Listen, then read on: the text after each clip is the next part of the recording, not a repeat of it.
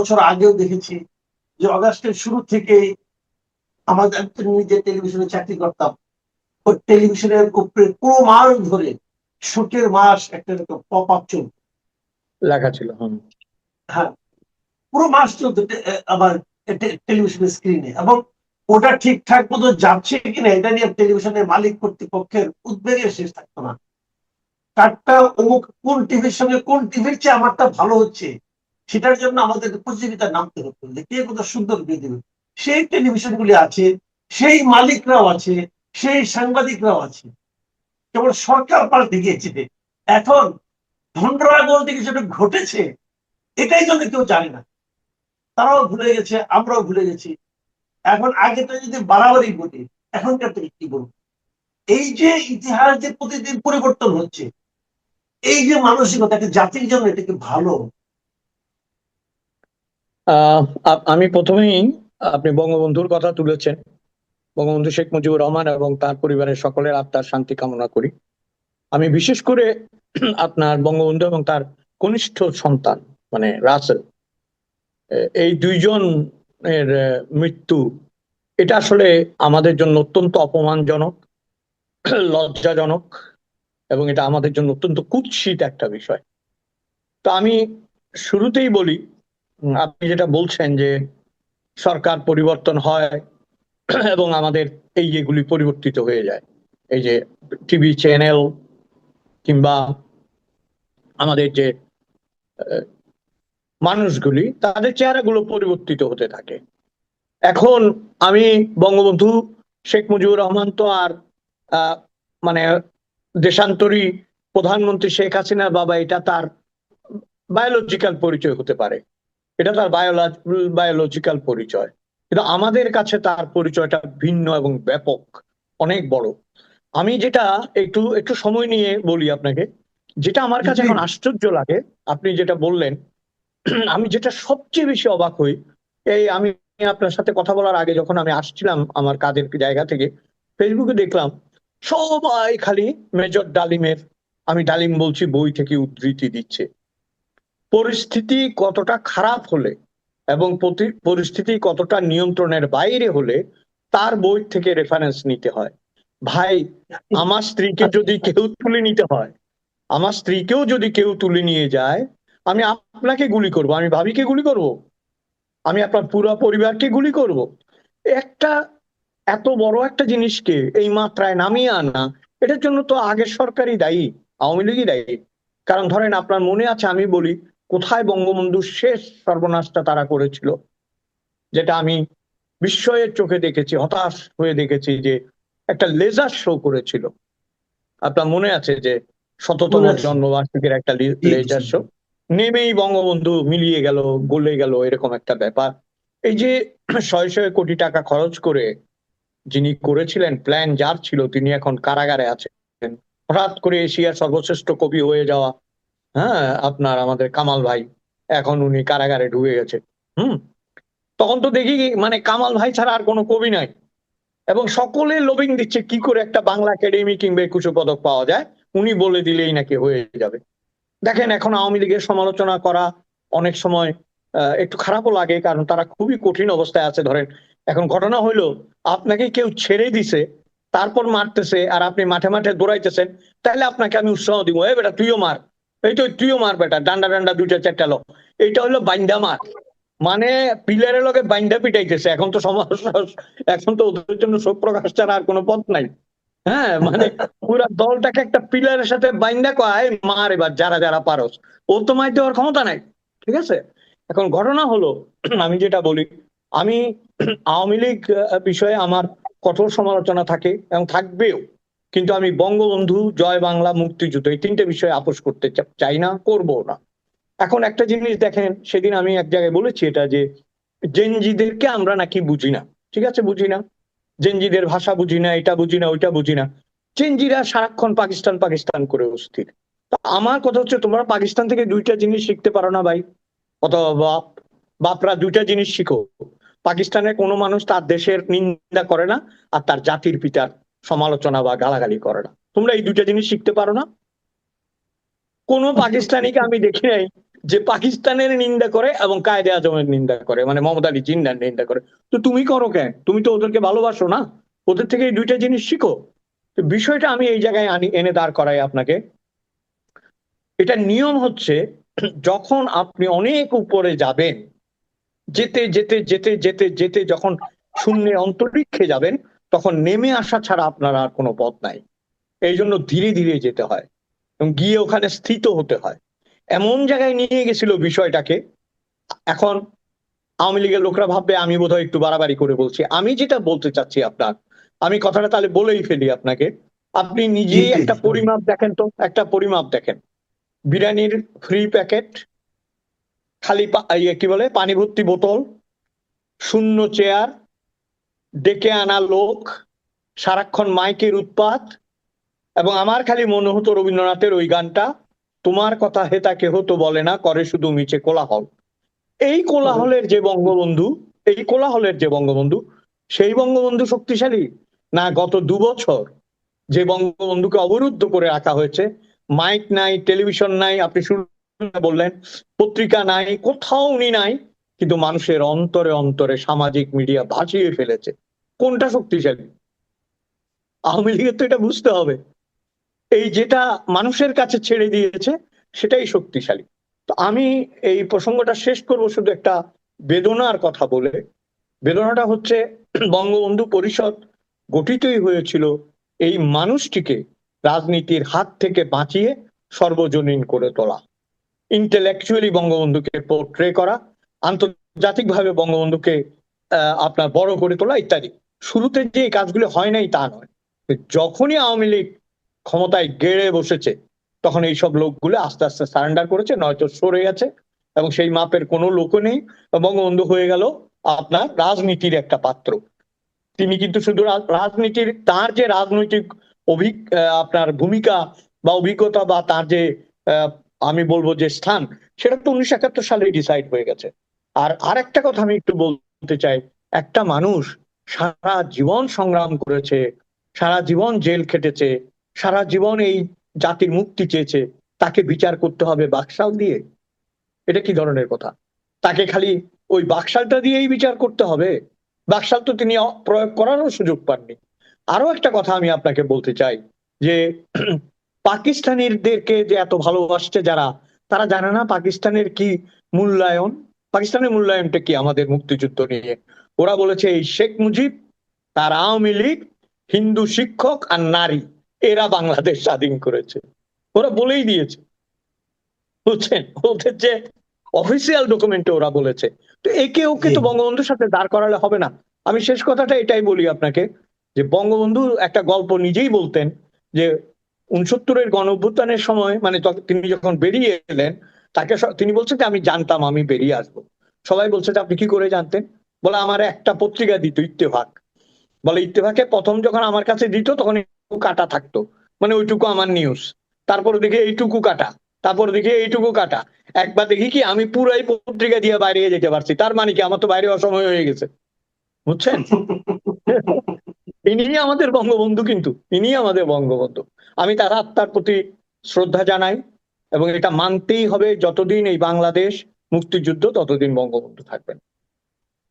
একটা বিষয় আমরা খেয়াল করেছি, যে ধরলাম আমরা অন্তর্বর্তীকালীন সরকার যখন ছিল ডক্টর ইউনূসের সরকার, তাদের একটা তারা সদ্যই আওয়ামী লীগের পতনের পর তারা রাষ্ট্র ক্ষমতায় এসেছিল। কাজে তাদের মধ্যে একটা চিন্তা থাকতেই পারে যে আমরা ওইটার যেহেতু বিপরীত ভাবে এসেছি, কাজে ওটাকে আমরা, তাছাড়া সেই আন্দোলনে জামাত শিবিরের একটা বড় অংশ ছিল, তারা সবাই মিলে কিন্তু মুক্তিযুদ্ধকে অথবা বঙ্গবন্ধুকে ছোট করে দেখানোর একটা তাদের মধ্যে প্রচেষ্টা ছিল। তারপরে একটা নতুন গভর্নমেন্ট আসলো, একটা গণতান্ত্রিক সরকার আসলো। এই সময়ে যা কিছু ঘটলো, অনেকে কিন্তু এটা এতটা প্রত্যাশা করে, কারণ এই সরকারের আমলে প্রথম 15 আগস্ট 32 নম্বরে মানুষ ঢুকতে পারবে না, ওই রাস্তার সামনে রাস্তাটাই বন্ধ করে দেওয়া হলো। কেউ একজন এলো, তো কেন এলো তাকে মবে শিকার করা হলো, তাকে তাতার উপর চড়াও হলো, তাকে ঝাড়ু পিটা করা হলো। এবং ওখানে পুলিশ নির্বিকার দাঁড়িয়ে থাকলেন। পুলিশরা বরং যারা মব সৃষ্টিকারী তাদেরকে এক ধরনের প্রশ্রয় দিলেন। যারা ওখানে গিয়েছিলেন শ্রদ্ধা জানাতে তাদেরকে ধরে নিয়ে গেল পুলিশ। আমার প্রশ্ন হচ্ছে যে এটা তো কোনো আইনের মধ্যে পড়ে না। এটা তো আমরা জানি। কিন্তু আমি বলতে চাচ্ছি যে এই যে মানসিকতাটা সরকার প্রকাশ করবে, এই মানসিকতা প্রকাশের মাধ্যমে সরকারকে একটা ঐক্যবদ্ধ জাতি গঠনের ক্ষেত্রে তুমি ইতিবাচক ভূমিকা পালন করতে পারবে? মোটেই না। এবং ধরেন এখন ওরা বলবে যে আমাদেরকেও এরকম করেছে, আমাদেরকেও বালুর ট্রাক দিয়ে ঘিরে রেখেছিল, আমাদেরকে এই করেছে ওই করেছে। কিন্তু আমরা যেটা বলতে চাচ্ছি, আপনার এখানে আপনি একটা মূল্যবান কথা বলেছেন, তাহলে আমরা কি হিংসার বদলে হিংসা, ওই অপরাজনীতির বদলে অপরাজনীতি, ওই মারামারির বদলে মারামারি, এটা তো আমরা চাচ্ছি না। এবং বারবারই বাংলাদেশের শাসকরা কিন্তু এটার মূল্য দিচ্ছে, কিন্তু তারা যতক্ষণ পর্যন্ত এটা চরম মূল্য না দেয় ততক্ষণ পর্যন্ত এটা বুঝতে পারে না, আবার এসে ওই কাজগুলি করে। আপনি যেটা বললেন, আমি খুব অবাক হয়েছি আপনি অন্তর্বর্তী সরকারের কথা বললেন। এবার যদি এটা মিথ্যা না হয়, কিন্তু প্রতিবাদ যখন করেননি তার মানে এটা মিথ্যা নয়।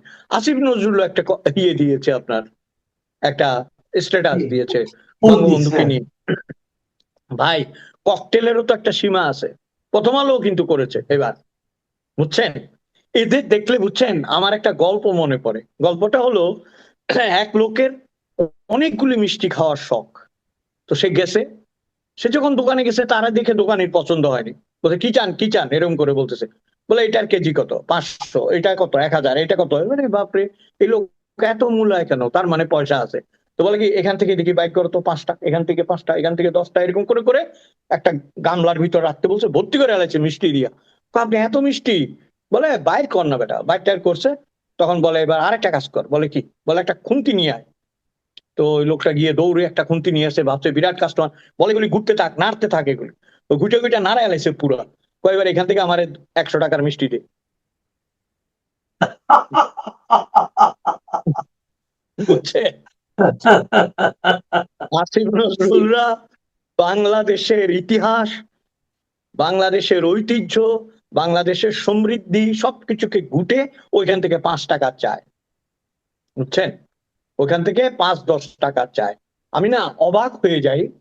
এটা আমাদের জন্য অত্যন্ত দুর্ভাগ্যজনক। ধরেন এই যে বাংলাদেশ গতকালকেই তো বোধহয় অস্ট্রেলিয়াকে হারিয়ে দিল, এটা কি সহজ কথা? আপনি অস্ট্রেলিয়ার মতো বিশাল একটা টিমকে, হ্যাঁ, অথচ অস্ট্রেলিয়ার মাটিতে। সলিমুল হ্যাঁ, অস্ট্রেলিয়া মাটিতে। অথচ সলিমুল্লাহ খান বলতেছে যে একটা বি ক্লাস টিমকে হারিয়ে এত আনন্দের কি আছে। আমি এখানে সলিমুল্লাহ খান ফ্যাক্টর না, ফ্যাক্টর হচ্ছে আমাদের বুদ্ধিবৃত্তির পচে যাওয়া, বুঝছেন? সব জায়গায় একটা ক্যাচাল করতে হবে, সব জায়গায় একটা প্যাচের কথা বলতে হবে, সব জায়গায় একটা নেগেটিভ কথা বলতে হবে। কেন? এই ছেলেগুলো খেলেছে, খেলে জিতেছে, অস্ট্রেলিয়া মাটিতে অস্ট্রেলিয়াকে হারিয়েছে, যেখানে অস্ট্রেলিয়ার প্রেস আপ্লুত হয়ে গেছে। কালকে নিউজে দেখি, এবিসি নিউজে বলছে যে একটা বিরাট অঘটন ঘটিয়েছে বাংলাদেশ, এইভাবে তারা নিউজ করছে, বুঝছেন? সেইখানে আমরা নিজেদেরকে ছোট করছি। এবং দেখেন, মুক্তিযুদ্ধকে ছোট করছি, বঙ্গবন্ধুকে ছোট করছি, মানচিত্রকে ছোট করছি, পতাকাকে ছোট করছি। ছোট করতে করতে করতে করতে নিজেরা বনসাই পরিণত হয়ে গেছি। আপনাকে ওই কথাটার একটা মানে উত্তর তো নয়, ওই কথাটার একটা পরিপ্রেক্ষিতে বলি। বিএনপির উচিত ছিল 15ই আগস্টকে লিবারেল করে রাখা, তাদের পালন করতে হবে, কথা নাই। কিন্তু সেটার পরিবেশটা যদি সহজ হতো, তাহলে মানুষ, একটা কথা আপনি ভালোভাবেই জানেন, এবারে নির্বাচনে বিএনপি জিতেছে দুই ধরনের ভোটে। একটি হচ্ছে এনটি ইউনুস, ওই যে অন্তর্বর্তী সরকারের যে বিপদ, এনসিপির যে বিপদ, এগুলির বিপদ থেকে বাঁচার জন্য মানুষ করেছে। আর একটা হয়েছে আপনার আওয়ামী লীগের বিকল্প হিসেবে চেয়েছে, ভাই তুই আমাদেরকে বাঁচা, অসাম্প্রদায়িকতা দিয়ে, গণতন্ত্র দিয়ে, মারামারি বন্ধ করে, মব বন্ধ করে তোরা আমাদেরকে বাঁচা। এই জায়গাটা যদি, এই স্পন্দনটা যদি বুঝতে না পারে, এবং যদি 15ই আগস্টকে স্বীকার করতে না পারে, অথবা স্বীকার করার মতো পরিবেশও যদি দিতে না পারে, তাহলে তো ভবিষ্যতে ধরেন সময় তো ছেড়ে কথা বলবে না, তাই না? এখানে একটা কথা আমি যেহেতু আপনি ক্রিকেটের কথাটা বলেনি, আমি একটা ছোট কথা বলতে চাই। ছোট কি, যে আমাদের এই দল যখন জিততে গেল, এই বড় খবরটা আমাদের বর্তমানে বোর্ডের যিনি প্রেসিডেন্ট আছেন তামিম ইকবাল, তিনি দেখলাম যে প্রধানমন্ত্রীকে জানিয়েছেন, যে সুখবরটা জানিয়েছেন। এবং জানানোর সময় উনি এবার বিশেষভাবে উল্লেখ করেছেন যে যে ছেলেটা আমাদের আপনার সেঞ্চুরি করেছে প্রথম ইনিংসে, এই তানজিদ হাসান, তার সম্পর্কে বলতেছে যে উনি কিন্তু আমাদের বগুড়ার ছিল। দেখেন মানসিকতাটা কি। দেখেছেন? সঙ্গে সঙ্গে তার তো ওই ফোনটা দেখলাম, আমি একটা ভিডিওতে দেখলাম, সঙ্গে সঙ্গে প্রাইম মিনিস্টার কিন্তু সঙ্গে সঙ্গে বললেন না বগুড়ার কেন হবে, সে তো বাংলাদেশে ছিল। এক্স্যাক্টলি। এই জায়গাটাই কিন্তু আমি বলবো যে আমাদের প্রাইম মিনিস্টার কিন্তু মানে আমার কাছে মনে হয়েছে যে তেল দেওয়ার যে মানসিকতাটা এটাকে যেন ঠেকিয়ে দেওয়ার চেষ্টা করলেন এখান ভালো থেকে। করেছে এটা। হ্যাঁ, আপনি এটাকে কিভাবে দেখবেন এটা এই না, এটা হচ্ছে কি, ধরেন এই গোপালগঞ্জ বলতে বলতে মুখ টুক কালা হয়ে গেছিল না মানুষের, কেমন তুতু তুতু বেরিয়ে যেত, গোপালগঞ্জ গোপালগঞ্জ গোপালগঞ্জ এগুলি বলতে বলতে। এখন ভাবছে বগুড়া বগুড়া বগুড়া বগুড়া বললে কিছু একটা পাওয়া যাবে। একটা জিনিস দেখেন, একজন ক্রিকেটারের তো এই জায়গায় নামার প্রয়োজন নেই, তাই না? এই জায়গাটা নামার, তার মতো একটা স্টার ক্রিকেটার সে কিন্তু আমাদের চট্টগ্রামের, এবং আমাদের বাড়ির কাছেই তাদের বাড়ি, আগেও বলেছিলাম আমাদের একেবারেই কাছে আমরা যেখানে থাকতাম। তো এই এইখান থেকে এসে দেখেন, আমার কাছে যেটা, আপনি তো এগুলি বলতেছেন যে কি বলে এটাকে, যে কি বলেছে না বলেছে, আমি কিন্তু ওইটা বলতেছি যে একজনের 90 বছরের নানি মারা গেছে না, কানতে কানতে কানতে কানতে চোখ মুখ খুলে এলাইছে, তার বাপও তারে থামাইতে পারতেছে না, মানে নানির পোলা থামাইতে পারতেছে না। তবে দিছে এক থাপ্পড়, থাপ্পড় দিয়া বলতেছে আমার মা মারা গেছে, আমি কানতাছি না, তুই এত কান্দোস কেন? আমি তো হের লেগে কানতাছি না, আজরাইল যে বাড়িটা চিনে গেছে, পরে যদি আমারে লইয়া যায়। বুঝছেন? তো আমার কথা হলো তামিম ইকবাল খেলার কথা ভুলে যাচ্ছে, কে জিতেছে সেটা ভুলে যাচ্ছে, ওভারঅল স্পিরিটটা ভুলে একটা ছেলের বাড়ি বগুড়া এইটা মনে রেখেছে। তার মানে আমরা পৌঁছতে পৌঁছতে কোথায় আসছি এটা চিন্তা করেন। ভাবছে এটা বললে উনি খুশি হবে, খুশি করার চেষ্টা। এটা তো এটা তো আলোচনা সম্ভব না। বগুড়া বাড়ি বলতে হচ্ছে কেন? এটা মানে কি? বগুড়া বাড়ি মানে কি ওকে আর প্লাস, ওকে কি বগুড়া হিসেবে অস্ট্রেলিয়া সেঞ্চুরি করতে দিছে যে তোমার বাড়ি বগুড়া, আসো তুমি সেঞ্চুরি করো, এরকম? এরকম তো না, সে তো খেলে জিতেছে না, সেঞ্চুরি করেছে ভাই। এবং হ্যাঁ, সেখানে নোয়াখালীর হইলো আপনার সেঞ্চুরি অসংখ্য করছে। মাঠে সে তো বাংলাদেশের প্রতিনিধিত্ব করেছে, সে তো এক্স্যাক্টলি। বগুড়ার প্রতিনিধিত্ব করে নাই, আমি তাই তো না? সবসময় আপনার একটা কথা বলি, আমি তো বলি যে যদি মনে করেন দেশে আওয়ামী লীগও নাই, বিএনপিও নাই, হিন্দুও নাই, মুসলমানও নাই, দেশে আপনার কি বলে এটারে আদিবাসীও নাই, সমতলের মানুষও নাই, সবাই সমান। আপনি আমাকে গ্যারান্টি দেন নোয়াখালী আর কুমিল্লার মানুষে মারামারি করবে না, কেউ গ্যারান্টি দিতে পারে না। হম, বুঝছেন? আপনি সেটাই। আমাকে গ্যারান্টি দেন ব্রাহ্মণবাড়িয়ার মানুষ আর কুমিল্লার মানুষ অকারণে মারা, কারণ আমাদের জাতীয় পর্যায়ে একটা রোগ হয়ে গেছে আপনার, এটা থেকে তো বেরোতে হবে। আমরা প্রধানমন্ত্রীর একটা কথা বললাম, এটা ওনার ব্যক্তিগত কিছু আচার আচরণ চালচলনে আমরা প্রশংসাও করছি, কারণ আমরা কিছুটা ব্যতিক্রম দেখছি ওনার মাঝে। কিন্তু সেটা তো ব্যক্তি পর্যায়ে, ওনার ওই প্রশংসা নিয়ে তো আর আমাদের দেশ চলবে না। দেশের জন্য দরকার একটা সুশাসন। এর মধ্যে এই সরকারের 6 মাস তো পারই হয়ে গেল। 180 দিনের একটা টার্গেটও স্থির করেছিলেন।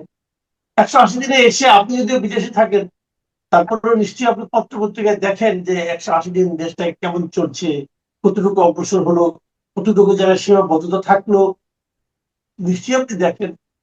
আপনি যতটুকু দেখেন বাইরে থেকে পত্র পত্রিকা, আপনার মূল্যায়ন কি সরকার কেমন করছে? তো বলা কঠিন, কিন্তু একটা জিনিস মানুষের মধ্যে তো হতাশা আর হাহাকার বেড়েছে। গ্যাস নেই, বিদ্যুৎ নেই, তারপরে মাঝে মাঝে মবের আক্রমণ হচ্ছে। সবচেয়ে বড় কথা হচ্ছে আপনার প্রয়োজনীয় জিনিসগুলো যদি মানুষ না পায়। আমি তো চট্টগ্রাম শহরে যতটুকু খবর, গ্যাসের জন্য কান্নাকাটি করছে। এবং আপনার আজকেও দেখলাম সকালবেলায় একটু বৃষ্টি হয়েছে বোধহয়, চট্টগ্রাম অলরেডি পানি আছে। তো দেখেন, একটা 6 মাসের সরকারকে এটার জন্য দোষারোপ করা থেকে, আমি এই কথাটা বারবারই বলি, তাহলে আমরা যাব কোথায়? আমরা তো একটা অত্যন্ত শিক্ষিত মানুষের হাতে গিয়েছিলাম, যিনি বলতেন যে টাকা নাই তাই বলবেন না, বুদ্ধি নাই বুদ্ধি নাই বলেন। এত বুদ্ধি আমাদের রসাতলে দিয়ে চলে গেছে। বুঝছেন? বুদ্ধির খেলায় পুরা জাতি রসাতলে গেছে। আমাদেরকে, আমি মনে করি মানুষের প্রত্যাশার সাথে যেতে পারার জন্য বলিষ্ঠতার প্রয়োজন আছে। উনি ভদ্র, আপাত এখন পর্যন্ত উনি ভদ্র, উনি কি বলে হয়তো এগুলো নিচ্ছে না, তেল টেলগুলি অনেক কিছুই হচ্ছে না, কিন্তু আরো একটু বলিষ্ঠতার প্রয়োজন হলো আমার মনে হয়। উনাকে ধরেন, উনি বাংলাদেশের প্রধানমন্ত্রী, আমি উনাকে, আমি বা আপনি আমরাও উনাকে পরামর্শ দেওয়া সাজে না, যেভাবেই হোক উনি আমাদের দেশের প্রধানমন্ত্রী। কিন্তু আমাদের বলার কথা এইটা, যা যেখানে কঠোর হওয়ার দরকার সেখানে কঠোর হতে হবে, যেখানে নরম হওয়ার দরকার সেখানে নরম হতে হবে। ঠিক আমরা যেমন আমাদের অভিভাবকদের থেকে গেছি, আমরা অঙ্ক না করলে অভিভাবক মেরেছে, আবার পাস করে আসলে আমাদেরকে মিষ্টিও খাইয়েছে। দুটোই হতে হবে। এবং আপনার অনেকগুলি ছোট, একটা কথা মনে রাখতে হবে, মাত্র 6 মাস, ইভেন 4.5 years এহেড, এখনো তো 4.5 বছর সামনে আছে। আর 6 মাসের মধ্যে গুছিয়ে কিভাবে এই ইস্যুগুলিকে অ্যাড্রেস করা যায়। আমি আমি যেটা বলতে চাই, ধরেন এই সরকারটা কেন আগের বাজে জিনিসগুলিকে এক্স করবে, ওগুলিকে একপাশে সরিয়ে এগোতে পারলে, মানে আমি বলতে চাচ্ছি যে নিত্য নৈমিত্তিক ঝগড়া, যেটা আওয়ামী লীগ না বিএনপি, জন্মদিন না শোক দিবস, তারপরে ধরেন এইটা না ওইটা, তারপরে উনি ফিরবে কি ফিরবে না, তারপরে কেওসি কি হবে না, ওইখানে ধানমন্ডি যেতে দেবো কি দেবো না, এগুলির চাইতে অনেক বড় ইস্যু হচ্ছে মানুষের জীবন এবং মানুষকে ভালো রাখা, যেটা গত 3 বছরে বা 2.5 বছরে মোটেই হয়নি। এটা কিন্তু মানতে হবে। জি, আমরা একটা তারেক রহমানের প্রসঙ্গে থাকছে এই কারণে যে আমাদের সামনে আরো কিছু ইস্যু ওনাকে কেন্দ্র করে তৈরি হয়েছে। সেটা হলো, যেমন ধরেন ভারতের সঙ্গে আমাদের যে সম্পর্ক, এটা সবাই মানে যে অন্তর্বর্তীকালীন সরকারের আমলে ভারতের সঙ্গে আমাদের সম্পর্ক একদম তলানিতে পৌঁছেছিল, এর চেয়ে নিচে আর যাওয়া সম্ভব ছিল না। সেখান থেকে উঠে আসবে এই প্রত্যাশা আমাদের সবারই, কারণ প্রতিবেশীর সঙ্গে সুসম্পর্ক না রেখে খারাপ সম্পর্ক রাখলে লাভ কারোরই হয় না। তো এর মধ্যে প্রশ্ন উঠেছে যে উনি ভারত সফরে যাবেন কিনা। ব্রিক্স সম্মেলনে ওনাকে ব্রিক্স থেকে চেয়ারম্যান হিসাবে ওনাকে আমন্ত্রণ করা হয়েছিল, আমরা আমাদের পক্ষ থেকে বলা হয়েছিল, প্রধানমন্ত্রীকে তো আমন্ত্রণ করা হয় নাই। ভারত জানানো তারা নাকি এর আগে আরো 2বার আমন্ত্রণ জানিয়েছে। এবং আমরা পরে ভেবেছিলাম, বিভিন্ন ভারতের পত্র পত্রিকাতে দেখলাম যে এই ব্রিক্স সম্মেলনের আগেই নাকি উনি যাচ্ছেন প্রধানমন্ত্রী হিসাবে, মানে নরেন্দ্র মোদীর আমন্ত্রণে। গতকালকে দেখলাম যে বাংলাদেশের পররাষ্ট্র মন্ত্রণালয় বললো যে তারা মানে ওই শেখ হাসিনা এবং হাদির হত্যাকারীকে ফেরত না দিলে নাকি যাবে না, অথবা এটা নাকি পূর্ব শর্ত হিসেবে আসছে। তো আপনার কি মনে হয়, এই ধরনের দুজন প্রধানমন্ত্রীর মধ্যে সাক্ষাৎ হবে, দ্বিপাক্ষিক আলোচনা হবে, সেখানে গিয়ে ধরনের পূর্ব শর্ত রাখাটা খুব একটা লাভজনক হবে আমাদের জন্য? এখন একটা দুটো জিনিস আপনাকে তো মাথায় রাখতে হবে। যেমন ধরেন আহ শেখ হাসিনা ওই দেশে আছে, হ্যাঁ, মানে কারো হয়ে গেছে, কারো ভাষায় দেশান্তরী হয়েছে, যেটাই হোক উনি আছেন ওখানে। এখন ভারত সরকার ফাঁসিকে কথা বলার সুযোগ দিয়েছে বা অনুমতি দিয়েছে। ওরা যদিও বলছে যে সরকারি ভাবে বলেছে যে আমরা এটার সাথে নাই, আমরা এটার সাথে নাই এক বিষয়, আর বলতে দেওয়াটা আরেক বিষয়। তো এখন এই বিষয়টা আমার মনে হয় এখানে প্রভাব ফেলেছে, মারাত্মক ভাবে প্রভাব ফেলেছে। কারণ এর আগে পর্যন্ত আমি দেখছি অ্যাটিটিউড ওয়াজ পজিটিভ, মানে যাওয়ার ব্যাপারে পজিটিভ ছিল এই বিষয়টা। এখন তাকে তো এই দেশের রাজত্ব করতে হবে, মানে প্রধানমন্ত্রিত্ব করতে হবে তারেক রহমান। কাজেই তার বিরোধী দল, তার সংসদে যারা আছে, তার নিজেদের মানুষরা আছে, তারপর মানুষের যে পালস, এবং যারা মব টপ করেছে তাদের যে পালস, মব টপের কথা যখন উঠান আপনাকে কথা বলি, ওইখানকার একটা পুরানা পিস্তল নিয়ে চলে গেছিল এয়ারপোর্টে, গুলি নিয়ে চলে গেছে মোহাম্মদ সজিব ভুইয়া। সেগুলি কোন দিন আবার পার্টি অফিসে ঢুইকা পরে বন্দুক টন্দুক নিয়ে, কিন্তু বোঝাই মুশকিল আপনার। তো আমার যেটা মনে হয়, বিষয়টা আমার কাছে মনে হয় কি, ভারতের সাথে বাংলাদেশের সম্পর্ক আহ, অবনতি হলে আমাদের যারা মুক্তিযুদ্ধ বিরোধী এবং আমাদের দেশে যারা প্রতিক্রিয়াশীল, তারা এটার সুযোগ নেয়। এবং তারেক রহমানের বয়স, অভিজ্ঞতা কম হলেও তার যে বয়স এবং তার দলের বর্তমান যে অবস্থা এবং মানুষের যে চাওয়া, সেটা কেন্দ্র করে এরকম একটা বৃহৎ প্রতিবেশীর সাথে আমার মন বিবাদ না থাকাই ভালো। এখন আমি আগেই বলছি, বৃহৎ প্রতিবেশীরও কিছু দায়িত্ব আছে। বৃহৎ প্রতিবেশীর কাঁধটাও বড় হওয়া উচিত, যেখানে আমরা নিশ্চিন্তে মাথা রাখতে পারি, তাই না? আমরা যেন বন্ধুত্বের সম্পর্কটা রাখতে পারি। এখন উনারা যদি ধরে থাকে যে না আমরা এই পক্ষ অবলম্বন করব, ওই পক্ষে যাব না, তাহলে বাংলাদেশের জন্য এটা টাফ বাংলাদেশের জন্য, এটা বুঝতে হবে। আর তারা যেটা বলছে যে আমরা, এখন তাদেরও তো লাভ আছে, একদিনে কয়েক লোক ভিসার আবেদন করতেছে, তাই না? ওই লোকগুলি যাবে, ডলার খরচ করবে, টাকা খরচ করবে, তোমাদের অর্থনীতিকে বেগবান করবে। তো এটা তো তাদেরও আছে। আমার যেটা মনে হয়, সৎ প্রতিবেশী সুলভ যে নীতি, এগুলি তো মুখের কথা ধরেন আমি বলতেই পারি, কেউই মানে না যদিও, যদি ন্যূনতম মেনেও আমরা সম্পর্কটা স্বাভাবিক রাখতে পারি, ধরম মহরমের দরকার নেই, দহরম মহরম শব্দটাকে আমি ভয় পাই ভাই, কারণ দহরমের পরেই আছে মহরম, মানে আয়োজন আয়োজন করতে হবে, বুঝছেন? সেই জন্য দহরম মহরমের কোনো দরকার নেই। সৎ প্রতিবেশী সম্পর্ক কিভাবে রেস্টোর করা যায়, কিভাবে বজায় রাখা যায়, সেটা আমার মনে হয় কাম্য হওয়া উচিত। জি, অনেক ধন্যবাদ জনাব অজয় দাশগুপ্ত।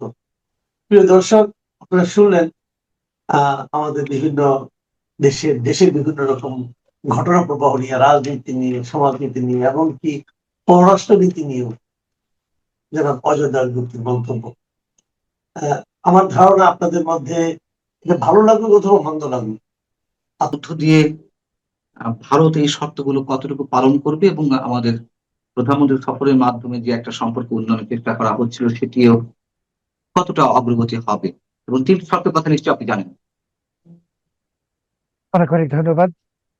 দুঃখজনক ভাবে আমাদের দেশের যে পররাষ্ট্র নীতি এই সরকারের আমলে, সেটা একদল বানরের হাতে চলে গেছে, যারা জানেই না পররাষ্ট্রনীতি কি। এর ফলে এরা যা ইচ্ছা তা করছে। এখন ধরে নিন, ওনারা যদি মনে করেন যে আমরা পাকিস্তান হয়ে গেছি, আমাদের পারমাণবিক বোমা আছে, তাহলে তো ব্যাখ্যাটা একরকম। কিন্তু খোদ পাকিস্তান, যে নাকি সত্যি পারমাণবিক শক্তির অধিকারী, সেই পাকিস্তানও তো ভারতের সাথে সিন্ধু নদীর পানি বিষয় নিয়ে কিছু করতে পারছে না, দিচ্ছে না। দ্বিতীয়ত হলো যে আমরা যে এমন একটা ভাব নিয়ে আছি যে আমরা বুঝি ডোনাল্ড ট্রাম্প, মানে আমরা যাব কি যাব না, আমাদেরকে তো সমর্থ করো, আমাদেরকে নিয়ে যাও ইত্যাদি। তো এটা কেন করা হচ্ছে? তারেক রহমান সাহেবের উপকারের জন্য, বাংলাদেশের মঙ্গলের জন্য, নাকি কোনো পক্ষকে খুশি করার জন্য? আপনি তো জানেন যে একটি রাজনৈতিক দল বেশ কয়েকদিন ধরে বা কয়েক সপ্তাহ ধরে বলছে যে এই সরকার 6 মাসের মধ্যে পড়ে যাবে। 6 মাস। আবার কেউ কেউ বলছে যে টান দিলেই পড়ে যাবে। তো সেই টান দিয়ে ফেলে দেওয়ার প্রক্রিয়াটা এখন চলছে। কারণ যদি প্রধানমন্ত্রী ভারত সফরে না যান, আমরা তো পানি চুক্তি আর নবায়ন হবে না। কারণ গঙ্গা চলতি মাসের 27 তারিখ থেকে নরেন্দ্র মোদী যে সফরসূচি, উনি আর দেখা করতে পারবেন না। 2027 সালের আগে আর কোনো শিডিউল খালি নেই আজ অব্দি, মানে এখন পর্যন্ত। যখন এই অনুষ্ঠানটা সম্প্রচারে যাবে, তাজ প্যালেস হোটেল দিল্লিতে, যেখানে প্রধানমন্ত্রীর জন্য প্রেসিডেন্সিয়াল স্যুট বুক করা হয়েছে, আরো অনেকগুলো রুম বাংলাদেশ হাই কোয়েশ্চেন করেছে, সেটা কিন্তু বাতিল করা হয়নি। ধরুন যদি কালকে সফর বাতিল হয়ে যেত, তাহলে তো আজকে সকালে হোটেলের বুকিং ক্যান্সেল হয়ে যাওয়ার কথা। হুম, হুম। তাহলে ওনারা প্রতীক্ষায় আছেন, ওনারা আসলে যেতে চাচ্ছেন। ওনারাও জানেন যেতে হবে। কেন যেতে হবে? যে প্রথমত তো গঙ্গার পানি চুক্তি নবায়নের জন্য যেতে হবে। তারপরে ধরুন আমাদের তো জ্বালানি লাগছে ডিজেল, সেটা তো আর পাকিস্তান দিতে পারবে না, আমেরিকাও না, ভারত থেকে নিতে হবে। তো ধরুন ভারত দিল না, তাদেরও তো নিজস্ব চাহিদা আছে, দিল না, না দিলে তো আপনি জোর করতে পারবেন না। ভারতও দিতে বাধ্য না, দিল না। বা আপনি যে নেপাল থেকে বিদ্যুৎ আনবেন ভারতের মাটি ব্যবহার করে, সেটা অনুমতি দিবে না। এবং আপনার তো একটা সমস্যা, যেটা বড় সমস্যা, যে দেখুন আমরা শুনছি গল্প, চীন বিনিয়োগ করবে বাংলাদেশে, সেটা কিন্তু ইনফ্রাস্ট্রাকচারে। বিনিয়োগের প্রথম শর্ত হলো বিদ্যুৎ এবং গ্যাসের সরবরাহ নিশ্চিত করতে হবে কারখানা করতে গেলে, যে কোনো কেউ। তো বিদ্যুৎ তো নাই, গ্রামে তো এখন 20 ঘন্টা 22 ঘন্টা বিদ্যুৎ থাকে না। আপনার গ্রামেও একই অবস্থা, আমার গ্রামেও একই অবস্থা। আর শহরে তো আমরা যেই এলাকাতেই থাকি, একাধিকবার অনেকবার লোডশেডিং হচ্ছে।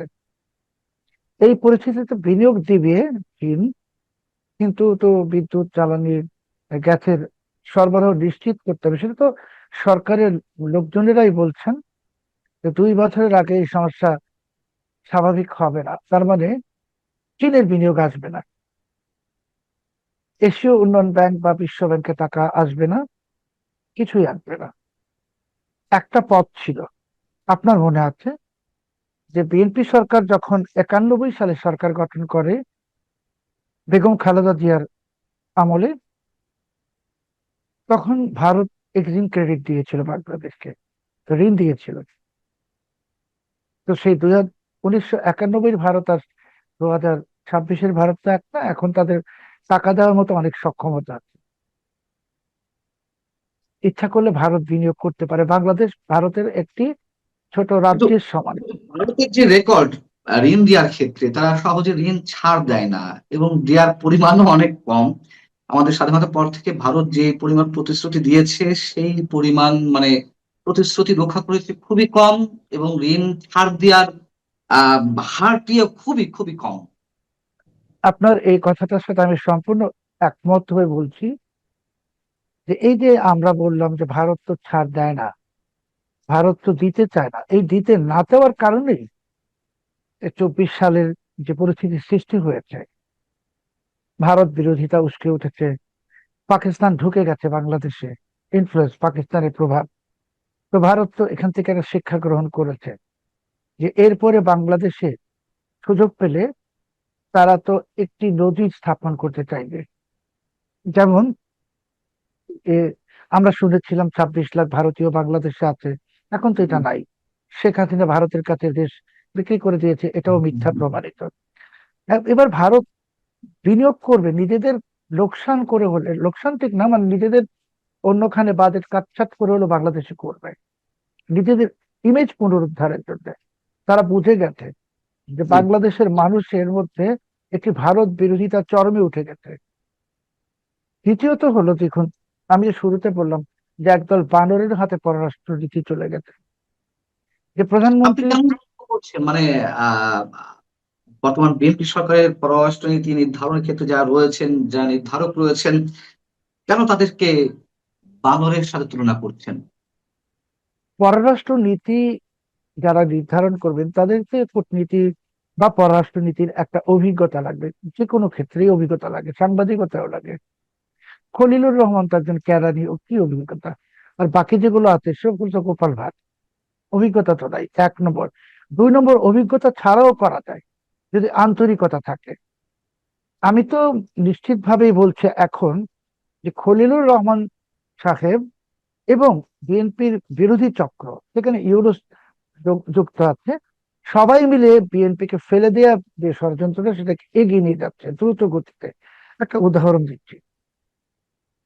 সৌদি পররাষ্ট্র উপমন্ত্রী যে বাংলাদেশে আসলেন এই কয়েকদিন আগে, আপনিও জানেন। উম, তো সেই পররাষ্ট্রমন্ত্রী ওয়ালিদ আল খেরেজি যখন আসলেন, আমাদেরকে বলা হলো বাঙালি জাতিকে সৌদি আরবের লোক নিবে, জনশক্তি রপ্তানির সুযোগ উন্মোচিত হয়েছে। আসলে বাস্তবে কি, এই খলিলুর রহমান সাহেব ইউনূসকে দিয়ে 69,000 রোহিঙ্গাকে পাসপোর্ট ইস্যু করিয়েছেন। আরো 3.5 থেকে 4.5 লাখ রোহিঙ্গা সৌদি আরবে আছে, এদেরকে পাসপোর্ট দিতে হবে। এটা দাবি করতেই সৌদি পররাষ্ট্রমন্ত্রী এসেছিলেন। তার মানে 4.5 লাখ পাসপোর্ট যদি দেন বাংলাদেশি, রোহিঙ্গারা বাংলাদেশি হলো, কিন্তু এটা তো আসলে জনশক্তি রপ্তানির সুযোগ নয়, আমার দেশের মানুষকে বঞ্চিত করে রোহিঙ্গাদেরকে পাসপোর্ট দিয়ে দেওয়া। এর মধ্যে ইউজ করেছেন যে বিএনপি কে ফেলে দেওয়ার চক্রান্ত দ্রুত গতিতে চলছে, আর তারা বিএনপিকে ফেলে দেওয়ার চক্রান্তটার সাথে জড়িত। বিএনপি কে যে ফেলে দেওয়ার চক্রান্ত, সেটা একটা একটা করে জাস্ট 1 মিনিটে ব্যাখ্যা করব। যে আমরা তো জানি সেপ্টেম্বর মাসে প্রধানমন্ত্রী মার্কিন যুক্তরাষ্ট্রে যাবেন বলে শুনেছি, জাতিসংঘের সাধারণ পরিষদের অধিবেশনে। তো খলিলুর রহমান যদি আমেরিকার লোক হয়ে থাকতো, তাহলে তো তারেক রহমান সাহেবের ডোনাল্ড ট্রাম্পের হোয়াইট হাউসের মধ্যাহ্নভোজের একটা আয়োজন হওয়ার কথা হবে? হবে না। বা খলিলুর রহমান নিজেই কি ডোনাল্ড ট্রাম্পের সঙ্গে দেখা করতে পেরেছে গত 2 বছরে? পারেনি।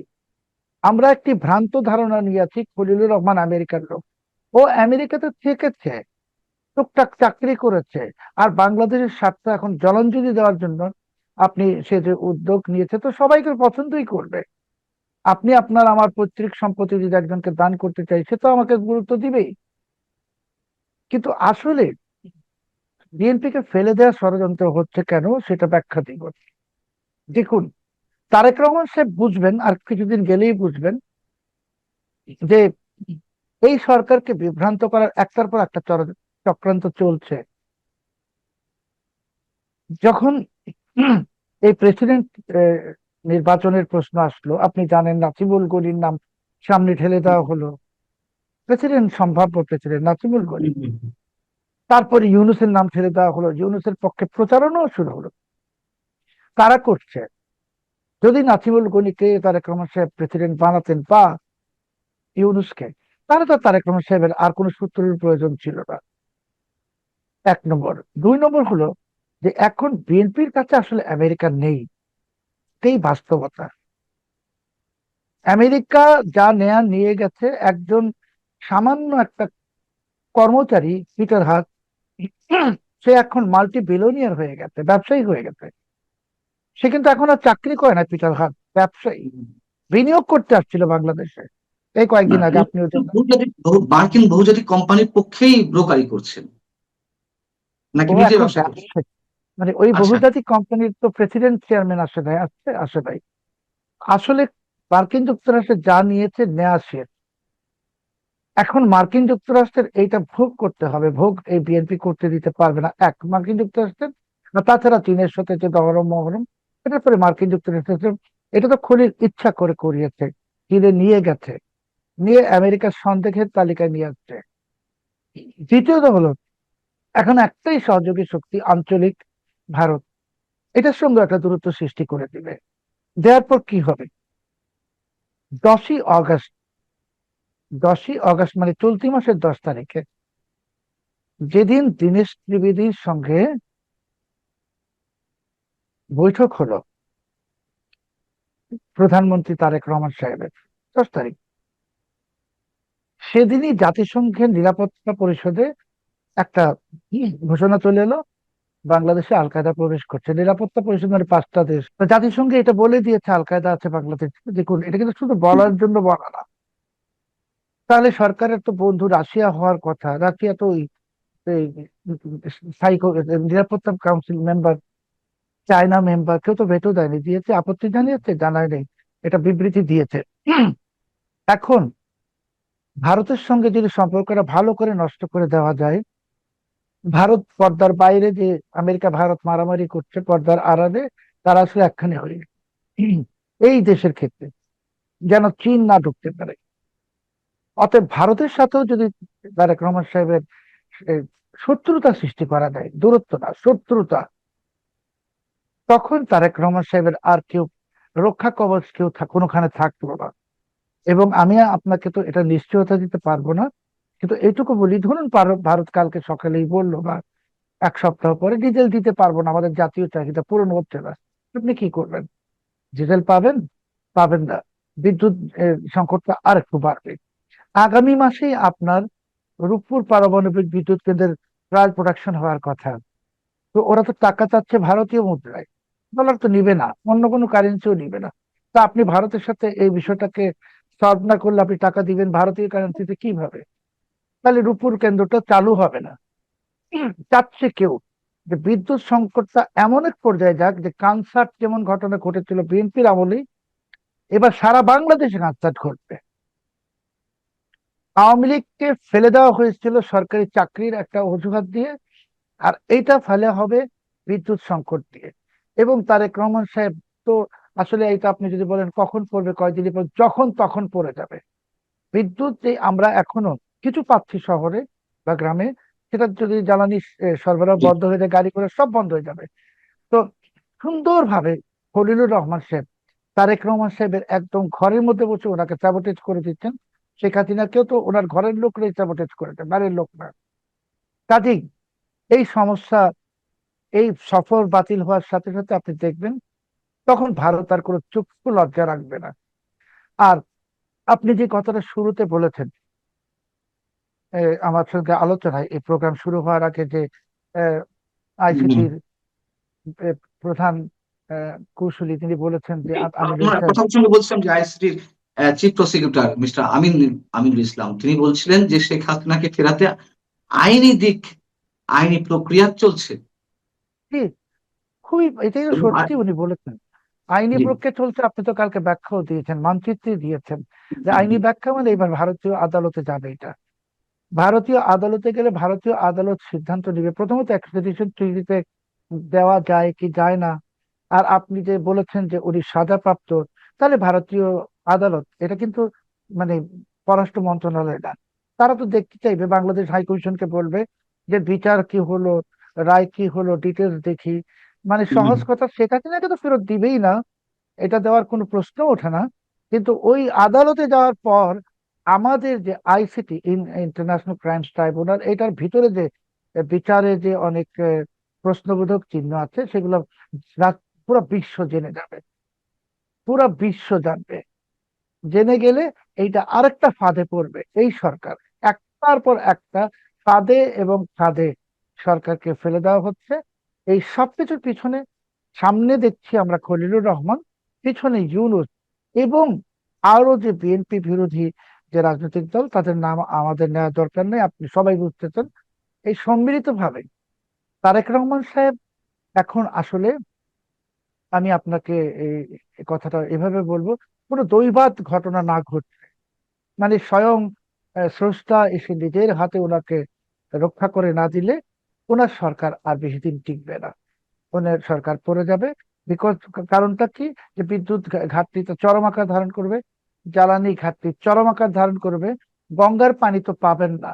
আর গঙ্গার পানি নিয়ে এই যে এখন যারা বলছে ভারত যেন না, ভারত যেন না, ওরা চাচ্ছে যে আপনি না যান, না গিয়ে চুক্তিটা নবায়ন না হোক, না হলেই ওরা নেমে যাবে মাথায় এই মাঠে, যে এই সরকার চুক্তি নবায়ন করতে পারে নাই। তখন কিন্তু এরাই যে মানা করছে এখন, চেন না চেন না, ওরাই তখন বলবে চুক্তি নবায়ন পারে নাই, ব্যর্থ সরকার। দেখবেন সামনে চলে আসছে, এবং খুবই নিকটবর্তী সেই সময়টা, তারেক রহমান সাহেবকে যদি স্বয়ং স্রষ্টা নিজের হাতে রক্ষা না করেন, ওনার যে সাথে লোকজন আছে, এরাই ওনার সরকারকে খুব দ্রুত, কিন্তু অতি দ্রুত ফেলে দিবে।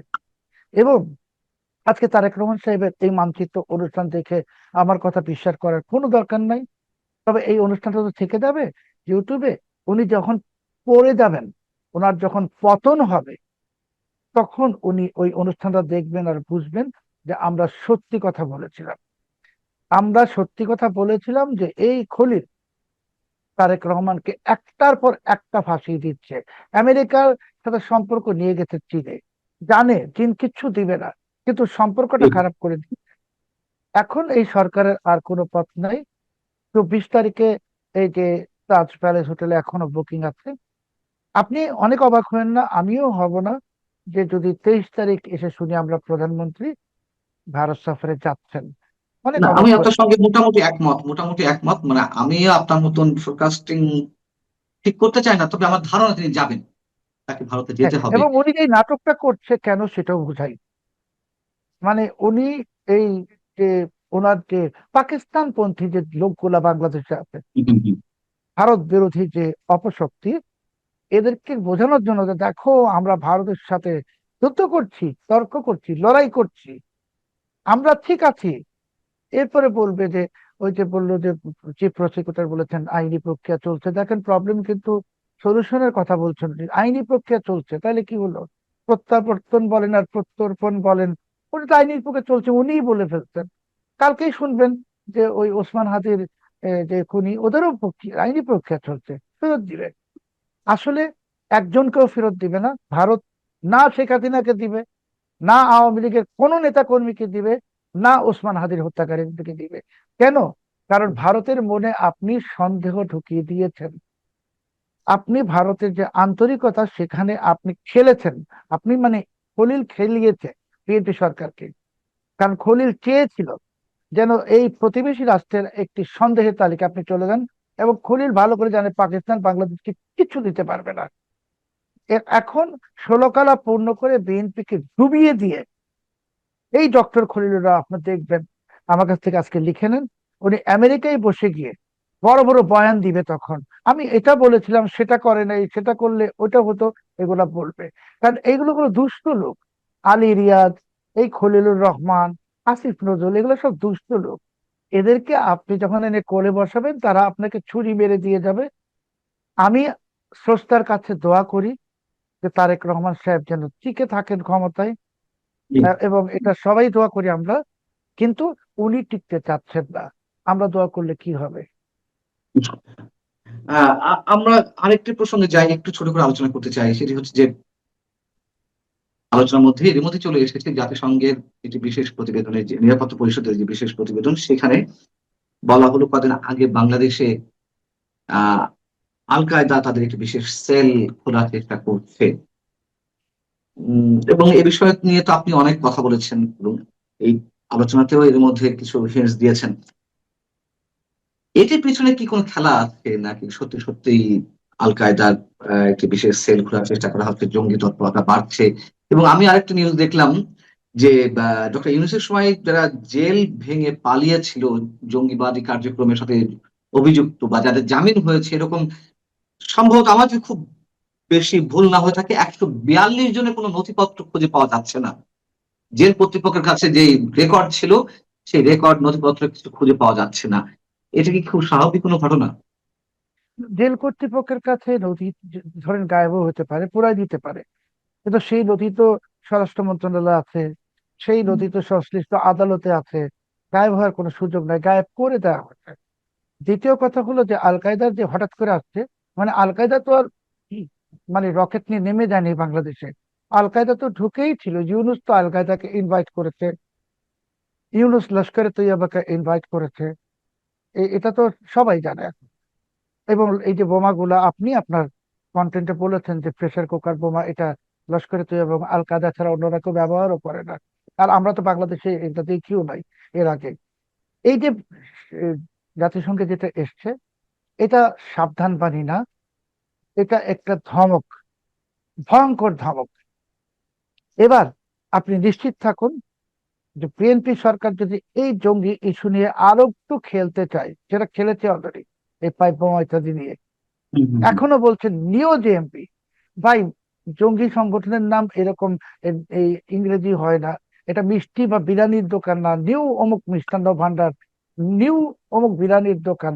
আপনারা স্বীকার করেন এটা আল কায়দা, আপনারা স্বীকার করেন এটা লস্করে তৈয়বা, কারণ এই বোমাগুলো তো তারা বানায়, স্বীকার করেন। স্বীকার কিন্তু এখনো করছেন না। না করার ফলে আপনি গ্যারান্টিড থাকেন যে এই বিএনপি সরকারের উপরে, বিএনপি সরকার মানে সবার উপরে জাতিসংঘ, মার্কিন যুক্তরাষ্ট্র, ইউরোপীয় ইউনিয়ন, সবার পক্ষ থেকে একটার পর একটা নিষেধাজ্ঞা আসবে। এক, জাতিসংঘের শান্তিরক্ষী মিশন থেকে বাংলাদেশের সশস্ত্র বাহিনীকে পত্র পাঠ বিদায় করে দেওয়া হবে। এবং তখন তারেক রহমান সাহেব বুঝবেন যে ওনাকে কিভাবে নানান দিক থেকে স্যাবোটেজ করে দেওয়া হয়েছে। খলিলুর রহমান তারেক রহমানের জন্য আর অসংখ্য আন্তর্জাতিক শত্রু না হলেও প্রতিপক্ষ দাঁড়া করাচ্ছেন। আর ওই যে পাকিস্তান পাকিস্তান যেটা বলেন বা মানুষ বলে, পাকিস্তান তো কোনো কিছু করার, সহযোগিতা করার শক্তি রাখে না, তো ভিখারি রাষ্ট্র। আর পাকিস্তান কিছু করবেও না। পাকিস্তান চায় বাংলাদেশ ধ্বংস হয়ে যাক, এবং সেই স্বপ্নটা তাদের পূরণ হবে। সেই স্বপ্নের দিকে বাংলাদেশ এগোচ্ছে।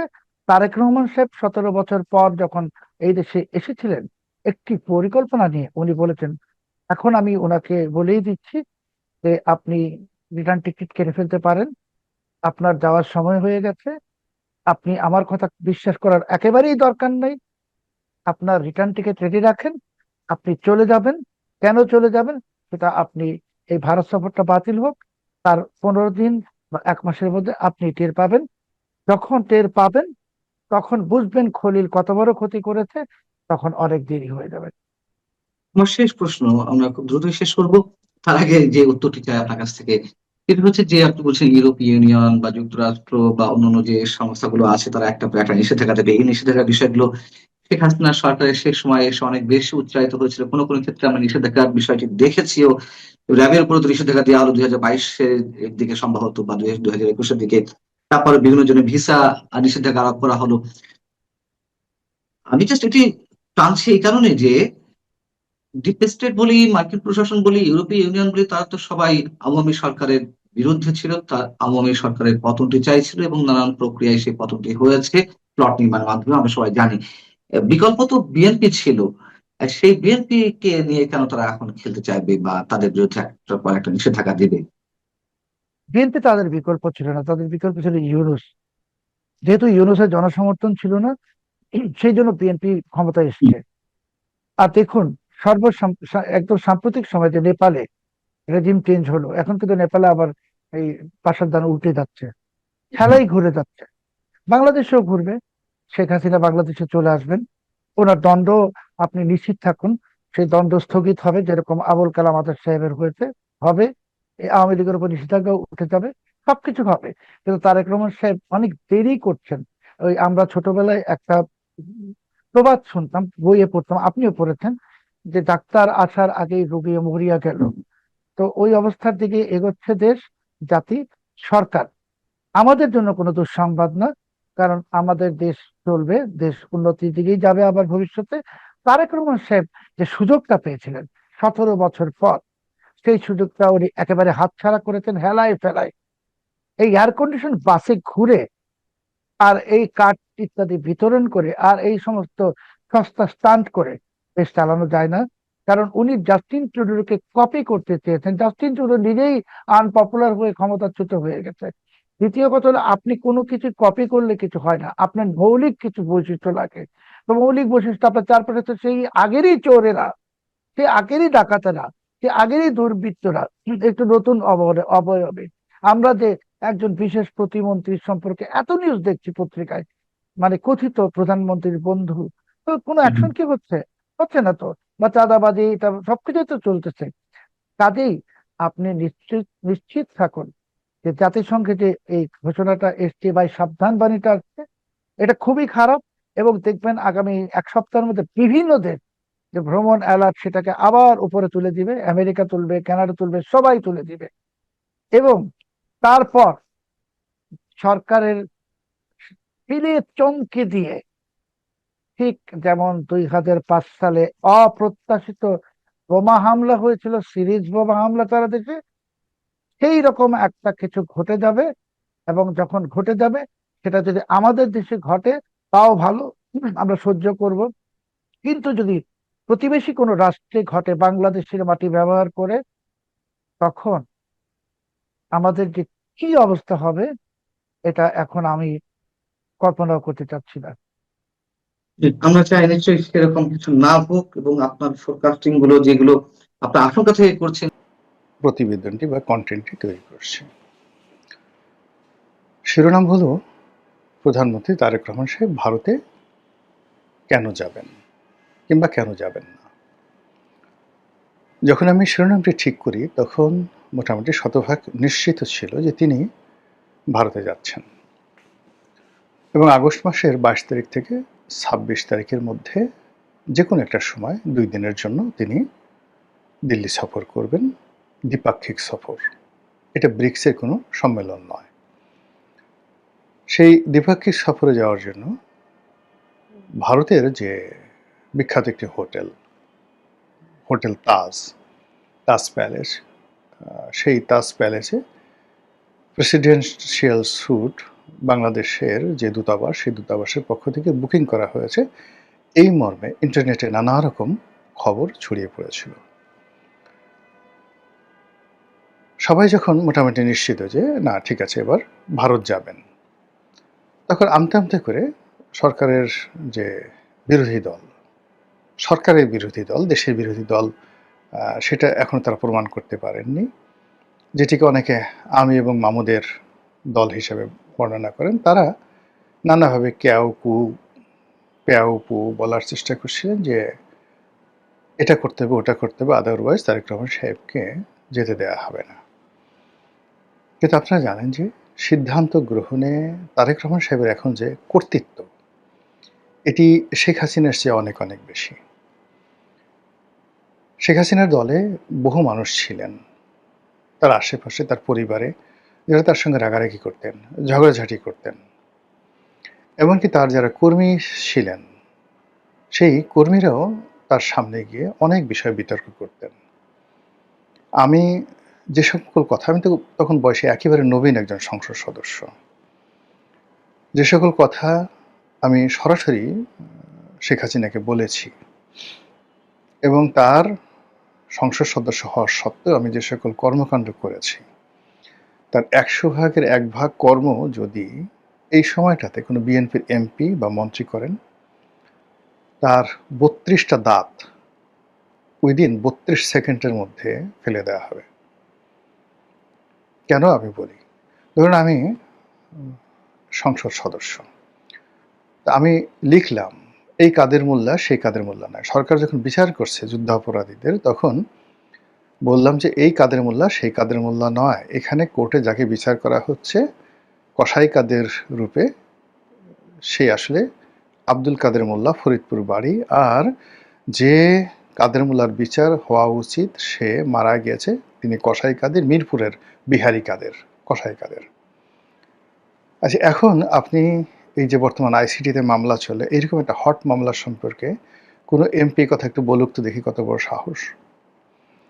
আমি অর্থমন্ত্রী, স্বরাষ্ট্রমন্ত্রী, সেই সাহারা খাতুন, মহিউদ্দিন খান আলমগীর, তাদেরকে নিয়ে টেলিভিশনে নির্মম নিষ্ঠুর সমালোচনা করেছি। স্বয়ং প্রধানমন্ত্রীকে বলেছি, রেকর্ড, পার্লামেন্টারি কমিটির বৈঠকে রেকর্ড, এবং সেগুলো আবার যুগান্তর পত্রিকা থেকে শুরু করে সমস্ত পত্রিকায় 6 কলাম ব্যানার হেডলাইন। এমপি রনির অভিযোগ প্রধানমন্ত্রীর কোনো চেইন অফ কমান্ড নেই।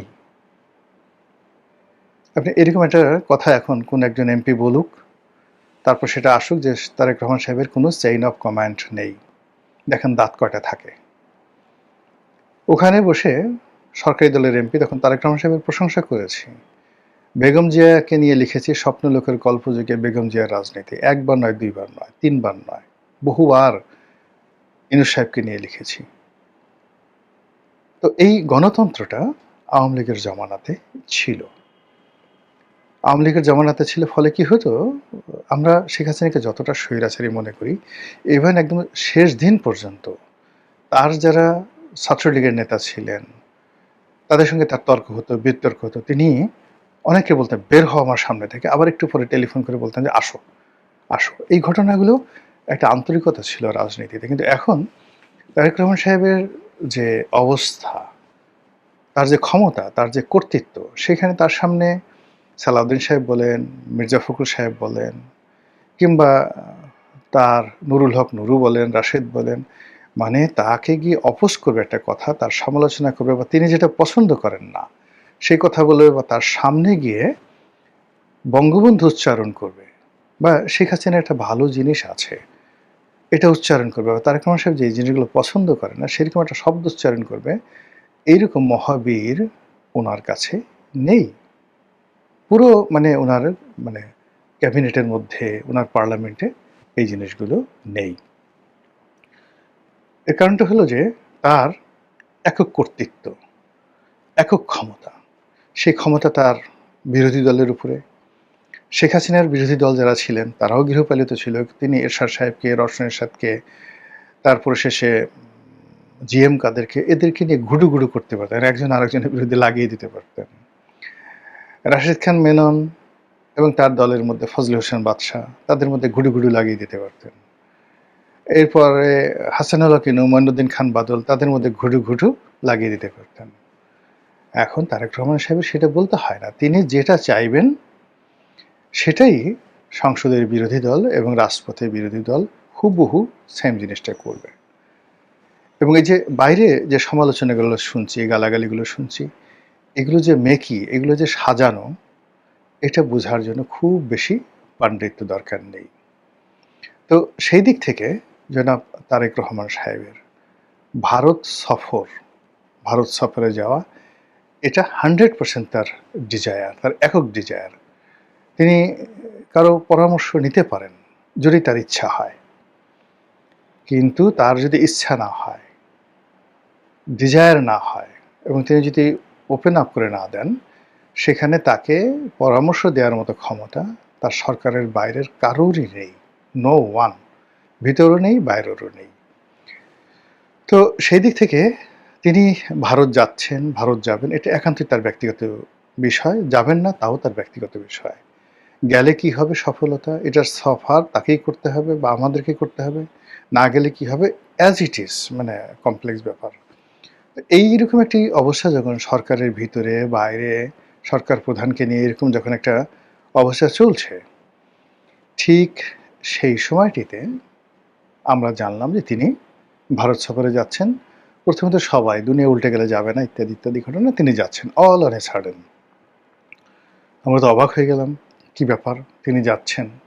একেবারে দিল্লিতে হোটেল বুক করা হয়ে গেছে, 2 দিনের সফরে যাচ্ছেন, তাও আবার এই আগস্ট মাসের 22 থেকে 26 তারিখের মধ্যে। এটা কেন, কি কারণে? নানা রকম ইউটিউবে যারা কন্টেন্ট তৈরি করেন, আওয়ামী লীগের পক্ষের লোক বিপক্ষের লোক, তারা এটা নিয়ে একেবারে নাকে নস্যি বেঁধে বিচার করে বিশ্লেষণ করে নানা রকম কথা বলার চেষ্টা করছেন। গেলে কি হবে, না গেলে হবে, কেন যাবেন, যারা আওয়ামী লীগের লোকজন আসতেই হবে ভারতে, ভারত ছাড়া কি তারেক রহমান সাহেবের ক্ষমতা টিকে থাকা সম্ভব, ইত্যাদি ইত্যাদি ইত্যাদি ইত্যাদি। এই যখন চলছে, তখন আজকের দিনের খবর হলো এই বিকেল পর্যন্ত, আবার এটা যে কালকে থাকবে আই এম নট শিওর, আগামীকাল এটা পরিবর্তন হতে পারে। এই কারণে এটা হলো প্রধানমন্ত্রীর ডিজায়ার, তিনি যখন ইচ্ছা, যেভাবে ইচ্ছা সেভাবে তিনি সিদ্ধান্ত গ্রহণ করবেন। তো কাজেই আজকের দিনে খবর হলো যে উনি যাচ্ছেন না, উনি যাচ্ছেন না। উনি 2টো শর্ত দিয়েছেন বলে পত্রপত্রিকায় এসছে। শর্ত নম্বর 1, শেখ হাসিনাকে ফেরত দিতে হবে। শর্ত নম্বর 2, উসমান হাদির হত্যাকারীকে ফেরত দিতে হবে। এটা যেভাবে আলোচনা হচ্ছে, তদ্রূপ ডিপ্লোম্যাটিক ল্যাঙ্গুয়েজে পররাষ্ট্র মন্ত্রণালয়ের থেকে বলা হচ্ছে যে জনাব তারেক রহমান সাহেব প্রধানমন্ত্রী, তিনি যে ভারত যাবেন, এটা যাওয়ার জন্য যে একটা অনুকূল পরিবেশ দরকার, সেই পরিবেশটা এখনো তৈরি হয়নি বা সৃষ্টি হয়নি। ব্যাস, এই পর্যন্তই। তো এরই মধ্যে আবার তারেক রহমান সাহেবের যারা বিরোধী পক্ষ বা যারা চান তারেক রহমান সাহেব ভারতে যান, ভারতে যাওয়ার পর ভারত তাকে শিকল দিয়ে আটকে ফেলুক। শিকল মানে কি, মায়ার বন্ধন, ভালোবাসার বন্ধন, গলায় মালা পরে আটকে ফেলুন।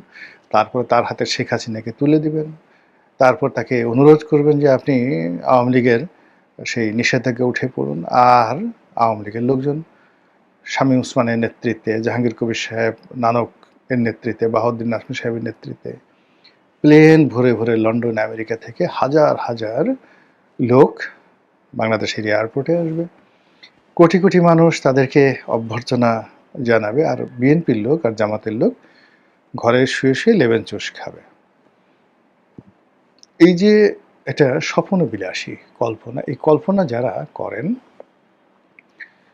তাদের বক্তব্য হলো তাকে ভারত যেতেই হবে। ভারতে না গেলে তিনি টাকা পাবেন কোথায়, ডিজেল পাবেন কোথায়, গ্যাস পাবেন কোথায়? এই মুহূর্তে তো বাজেটারি সাপোর্টের জন্য তার যে টাকা দরকার, অ্যাটলিস্ট $4 to $5 বিলিয়ন দরকার। সেই $4 থেকে $5 বিলিয়ন চীন তো তাকে দিচ্ছে না, একমাত্র ভারতই তাকে দিতে পারে। সৌদি আরবও তাকে দেবে না, কেউ দেবে না, কোনো বন্ধু নেই। IMF দেবে না, ওয়ার্ল্ড ব্যাংক কেউ দেবে না। অন্যদিকে যেটা IMF থেকে আমাদের পাওয়ার কথা সেটা তো আমরা পেলামই না। ইউনূস জামানাতে, অর্থাৎ শেখ হাসিনার জামানাতে যেটা প্রায় $5 বিলিয়ন যেটা ঋণ চুক্তি স্বাক্ষরিত হয়েছিল, যেটা 3টি কিস্তি দেওয়া হয়েছিল বা 2টো কিস্তি দেওয়া হয়েছিল, বাকি কিস্তি একটাও ইউনূস জামানাতে ছাড়ানো যায়নি। আর এই সরকারের আমলে সেই ঋণ চুক্তিটাই বাতিল করে দিয়ে বলছে ফ্রেশ ভাবে নতুন করে অ্যাপ্লাই করো।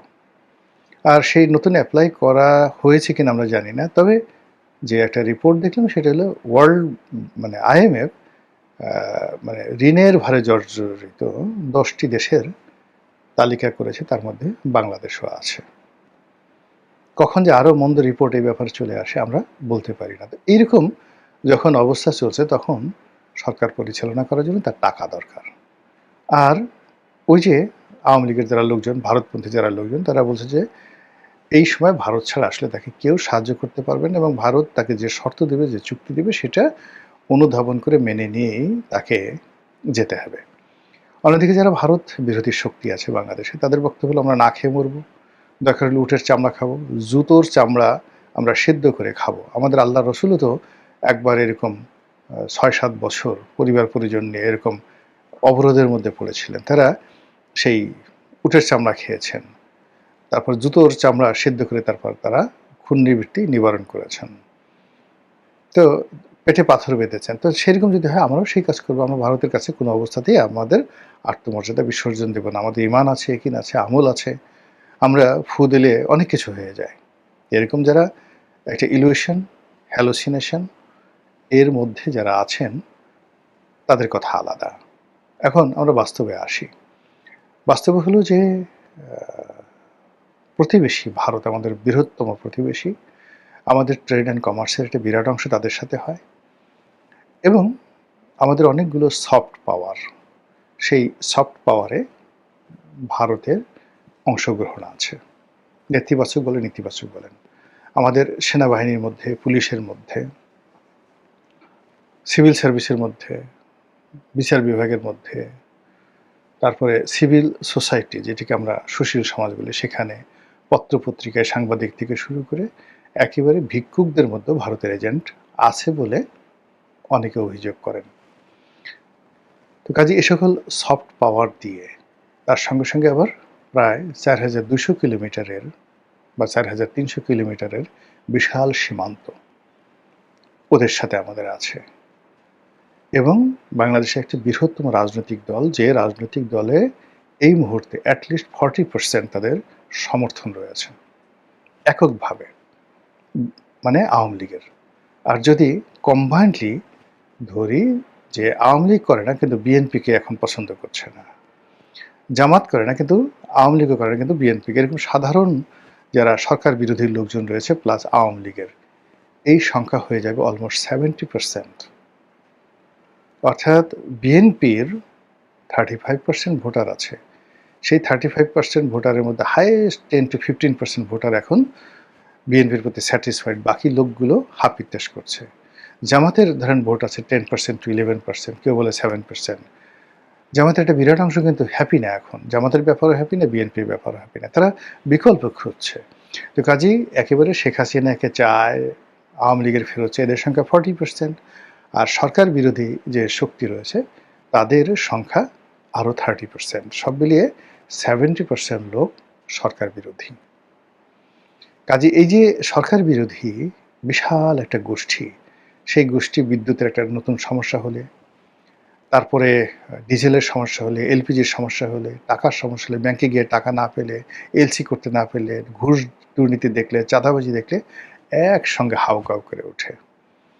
এবং এটা কোনো অবস্থাতেই প্রতিবেশী যদি এখানে ইন্ধন দেয়, অর্থাৎ তাদের হাতে যে সফট পাওয়ারগুলো আছে সেইগুলো, প্লাস ওই যে 40% আওয়ামী লীগের যারা লোকজন রয়েছে তারা মানে জনগণমন, মানে আর কি বলবো, আর দ্বিতীয় অংশ বললাম না, ভারতের দিল্লির দাদারা যেভাবে বলবেন সেভাবেই তারা চলবে, এর বাইরে তারা যাবে না। এই যে ডিফিকাল্টিসগুলো, সেই ডিফিকাল্টিসগুলো বর্তমান সরকারের জন্য একটা মানে যাকে বলা হয় বিরাট বোঝা হয়ে গেছে। তারা ভারতকে অ্যাভয়েডও করতে পারবে না, আবার ভারতের সঙ্গে সম্পর্ক নাকে খত দিয়েও করতে পারবে না। এখানে যে স্মার্ট নেগোসিয়েশন রয়েছে, সেই নেগোসিয়েশনে যেন কোনো অবস্থাতেই ভারতের সঙ্গে আলোচনার দরজাটা বন্ধ না হয়। তারেক রহমান সাহেব এখন যথেষ্ট বয়স হয়েছে তার, he is about 62 years old, যথেষ্ট বয়স হয়েছে, কিন্তু সরকার পরিচালনায়, রাষ্ট্র পরিচালনায় একেবারেই নবীন। এই বাস্তব অবস্থাটা তাকে বুঝতে হবে। 2 নম্বর হলো যে এইরকম ডিপ্লোম্যাটিক লেভেলে সম্পর্ক করা, ভারত এবং বাংলাদেশের সম্পর্কের ক্ষেত্রে বা এনি মানে যাকে বলা হয় ফরেন রিলেশন, এই রিলেশনের ক্ষেত্রে যেটা আউটস্ট্যান্ডিং হিস্ট্রি রয়েছে, চীনের সঙ্গে আমাদের যে সম্পর্ক সেটা সেই ফাহিয়েনের আমলে কেমন ছিল, কিংবা মগধে যখন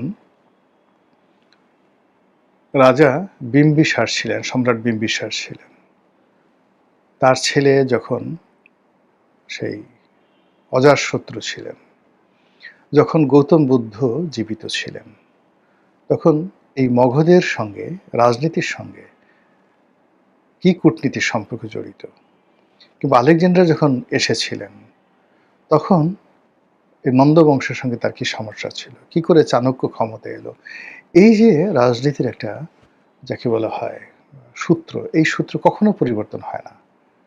5,000 বছর আগে যেমন ছিল, 3,000 বছর আগে তেমনই ছিল, 2,000 বছর আগে যেমন ছিল, ইখতিয়ার উদ্দিন মোহাম্মদ বিন বখতিয়ার খলজির জমানাতে একই ছিল এবং এখনো সেম আছে। প্রধানমন্ত্রী আগে এই বিষয়টা বুঝতে হবে, জানতে হবে, টু দি পয়েন্টে সিদ্ধান্ত নেওয়ার আগে তিনি নিজে লেখাপড়া করে জানেন, বুঝেন, অথবা তার আশেপাশে যারা আছে তাদের মাধ্যমে এই পুরো জিনিসটি, এটা নিয়ে ছেলে খেলা করা যাবে না। কোনো অবস্থাতে এখানে ইগো দেখানো যাবে না, কোনো অবস্থায় এখানে মাথা নোয়ানো যাবে না। Things should be handle very smartly. সম্রাট আকবরের মতো মানুষকে ঈশা খানের মতো ছোট্ট একজন জমিদার তিনি কিন্তু সামাল দিয়েছিলেন কূটনীতির কারণে, অসাধারণ কূটনীতি, অসাধারণ বীরত্বের কারণে।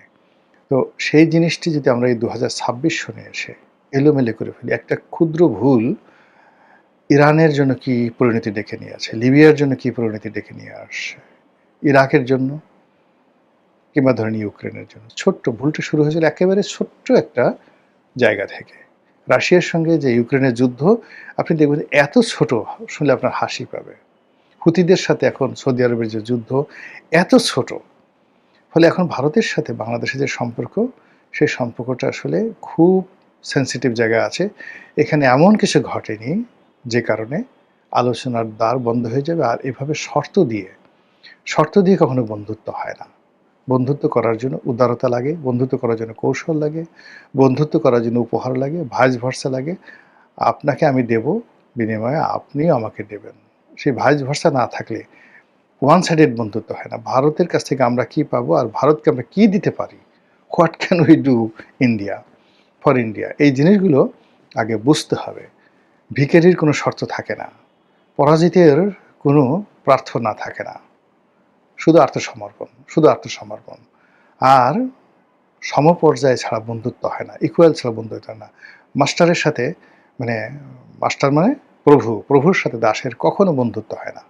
একমাত্র আল্লাহর সাথে, আল্লাহই বলছেন যে আমি তোমার মালিক, তুমি আমার দাস, আসো লেটস হ্যাভ এ ফ্রেন্ডশিপ। একমাত্র আল্লাহ ছাড়া এই সুযোগ আর তার বান্দাদেরকে কেউ দেয় নাই।